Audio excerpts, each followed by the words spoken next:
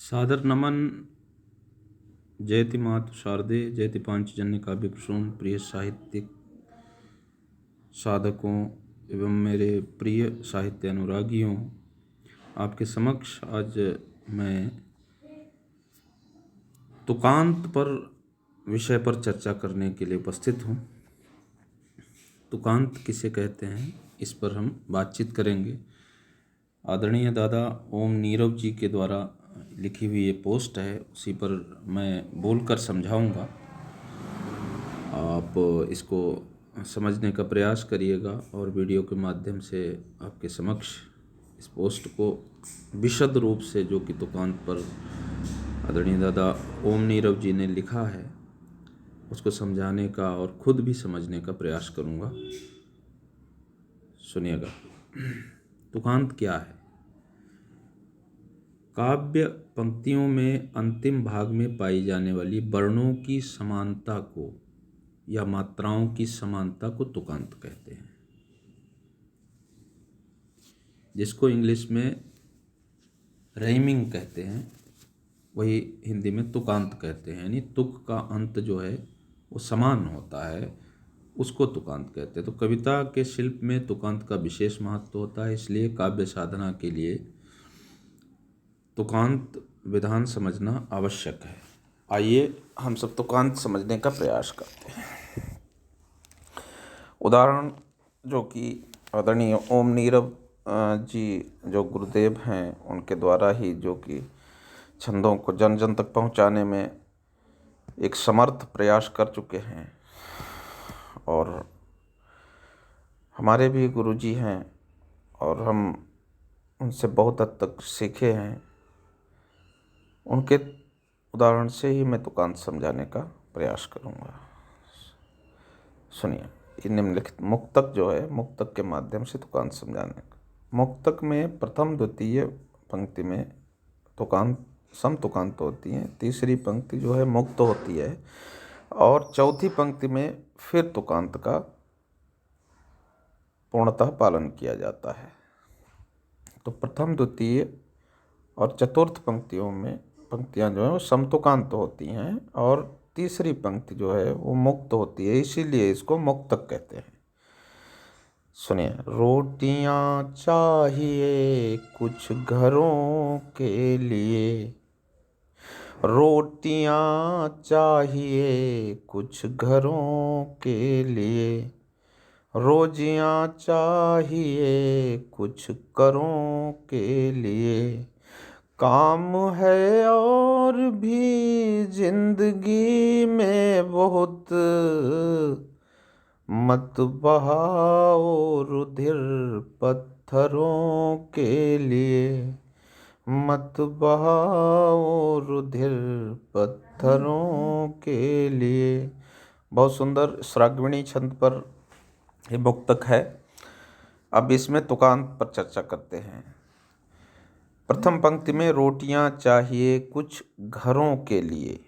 अब इसमें घरों शब्द जो है, देखिए, प्रथम पंक्ति में घरों के लिए, दूसरी पंक्ति में करों के लिए, और तीसरी पंक्ति मुक्त होती है मुक्तक की, चौथी पंक्ति में पत्थरों के लिए। तो क्या समानता आपको दिख रही है इसमें? आप देखिए, घरों, करों, पत्थरों, ये तीन शब्द हैं जो कि इस मुक्तक में काफिया शब्द हैं। काफिया उर्दू में कहते हैं, हिंदी में उसको समांत कहते हैं। जैसे घ धन अ रों, घ धन अरों, क धन अरों, और थ धन अरों। अब देखो, इसमें अगर आप अलग अलग करेंगे तो ये समझाया भी है दादा ने, नीचे लिख कर भी मैं दिखाऊंगा आप लोगों को। घरों के लिए घा प्लस अरों है, का प्लस अरों, और था प्लस अरों, ये समान चीज़ें हैं इसमें। और के लिए तो रदीफ है, तो वो रदीफ यानी उसको बोलते हैं पदांत, हिंदी में पदांत बोलते हैं, ठीक है। तो वो समान रहता है। प्लस काफिया शब्द में जो समांतता होती है, यानी समान स्वर होते हैं, वो और रदीफ, वो हर पंक्ति में समान ही होगा। ठीक है, दोनों चीज़ें समान होती है। एक तो काफिया में जो समान स्वर होते हैं वो, जैसे इसमें अरों अरों स्वर है वो समान है, तो जैसे घरों करों पत्थरों में तीनों में भी अरों स्वर आता है। उसी प्रकार से आप तुकांत मिला सकते हैं बहुत सारे शब्दों को। जैसे इसी में अगर तुकांत सोचें तो आप सोच सकते हैं निर्झरों हो सकता है, उसमें भी इस समानता है, अरों आ रहा है, निर्झरों। बेघरों, उर्वरों। इस प्रकार से शब्द आप अरों, मतलब अरों स्वर उसमें निकलना चाहिए, तब इसके साथ में तुकांत मिला सकते हैं इन शब्दों के साथ में। अब आप, मैं जहाँ तक मेरी उम्मीद है कि आप समझ गए होंगे। अब इसमें तीन पंक्तियों के घरों करों को अलग अलग और पत्थरों का था और अरों ये तोड़ करके दिखाया गया है, लिख करके आप इसको समझ सकते हैं। और मैं देखता हूँ अगर टूल के माध्यम से आपको मैं समझा सकूं तो आप देखिए, घरों के लिए है ना, और फिर करों के लिए और थरों के लिए। थरों कहाँ से आया? पत्थरों से आया यहाँ से, ठीक है।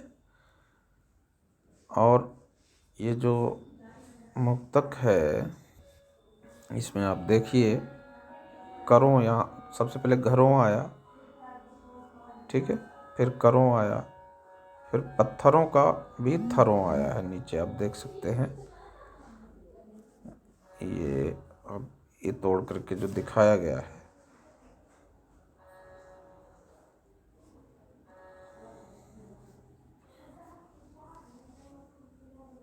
घरों करों और पत्थरों का थरों आया है, तो ये चीज़ आपने अच्छे से समझ लेनी है, ठीक है।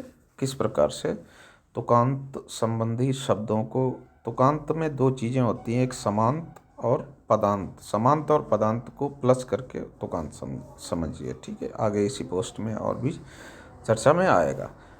अब सुनिएगा, इन अंतिम शब्द समूह के लिए तीन पदों में ज्यों का त्यों ही इसे पदांत कहते हैं। जो ये जो के लिए आ रहा है ये पदांत है इसको, ठीक है, इसको पदांत कहते हैं, इसके बारे में लिखा गया है। तो इसको के लिए ये पदांत है।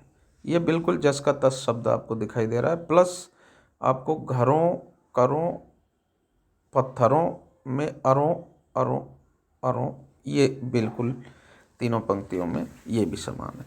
तो अरों के लिए अरों के लिए अरों के लिए ये आपको हर पंक्ति में होगा, ठीक है। मतलब काफिये का समान स्वर और पदांत, ये दोनों, ये समांत का समान स्वर और पदांत दोनों मिला करके तुकांत बनते हैं। आगे चलते हैं। इस पदांत के लिए पहले जो शब्द आए हैं, घरों करों और थरों, थरों कहाँ से आया? पत्थरों से आया, ठीक है। इन सब के अंत में आता है अरों।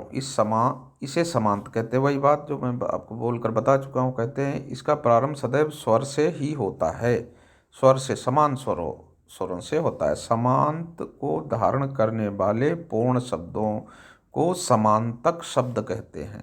समांतक शब्द, ठीक है, जो समान स्वरों से अंत होता हो जिन शब्दों का, उनको समांतक शब्द कहते हैं। जैसे घरों करों पत्थरों।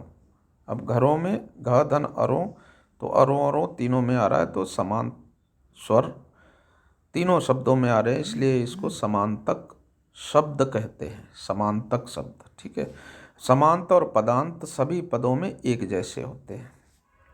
मैं ऊपर बता चुका हूँ आपको चिन्हित करके, ठीक है। समांत और पदांत को मिलाकर तुकांत बनता है, ये बात भी आपसे चर्चा हो चुकी है। समांत प्लस पदांत इजिकल टू तुकांत, इन्होंने सूत्र लिखा। अरों अरों समांत है और के लिए पदांत है, तो अरों प्लस के लिए, तो अरों के लिए ये हो गया आपका तुकांत, ठीक है। इसे हम अचर कहते हैं। अचर, अचर का मतलब होता है जो स्थिर हो, चर ना हो, इसे अचर कहते हैं। ये आपके तुकांत में हर पंक्ति में आएगा। अरों के लिए, अरों के लिए, अरों के लिए, ये मैं पहले चर्चा कर चुका हूँ। बहुत अच्छे से समझ लेना। इस पोस्ट को आपने अच्छे से समझ लिया तो आप तुकांत में कभी भी गलती नहीं करेंगे। इस वीडियो को अच्छे से देख लिया तो आप तुकांत में कभी भी गलती नहीं करेंगे। ठीक है। तो प्रत्येक तुकांत में पदांत का होना अनिवार्य नहीं है। ठीक है। जब पदांत नहीं होता है तो ऐसी स्थिति में समांत को ही तुकांत कह देते हैं। कई एक ऐसे हालात होते हैं जिसमें के लिए जैसे जो पदांत है वो इतना बड़ा नहीं होगा, तो हम क्या कहते हैं, उसको समांत तुकांत ही कह देते हैं। ठीक है। वो आगे चर्चा करूँगा मैं। घरों के लिए, करों के लिए, थरों के लिए, इस पर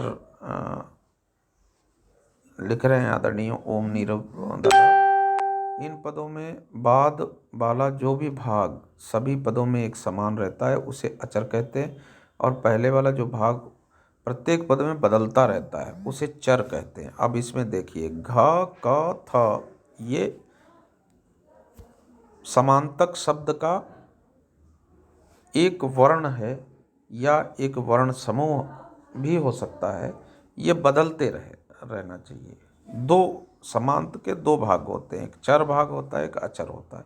अब इसमें घरों में घ तो चर है और अरों जो है वो अचर है।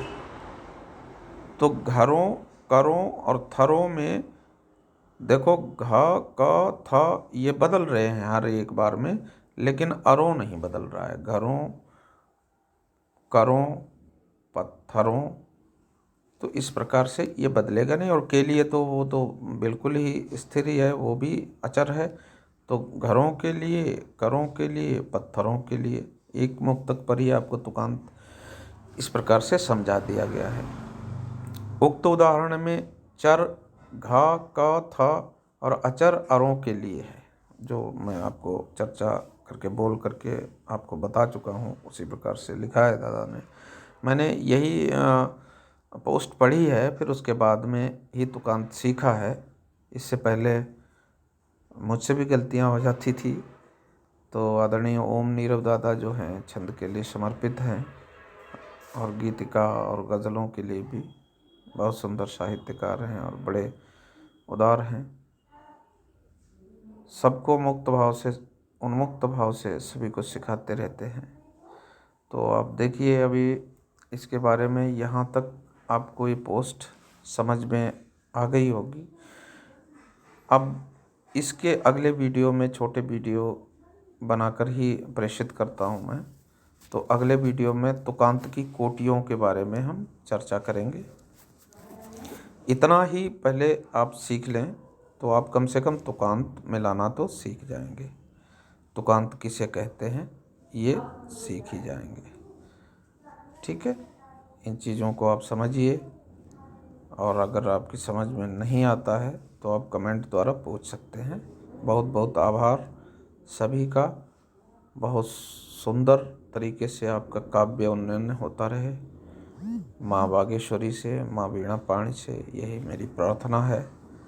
और हम सभी साथ होकर के, समग्र होकर के, समग्र रूप से साथ होकर के सीखते और सिखाते रहें।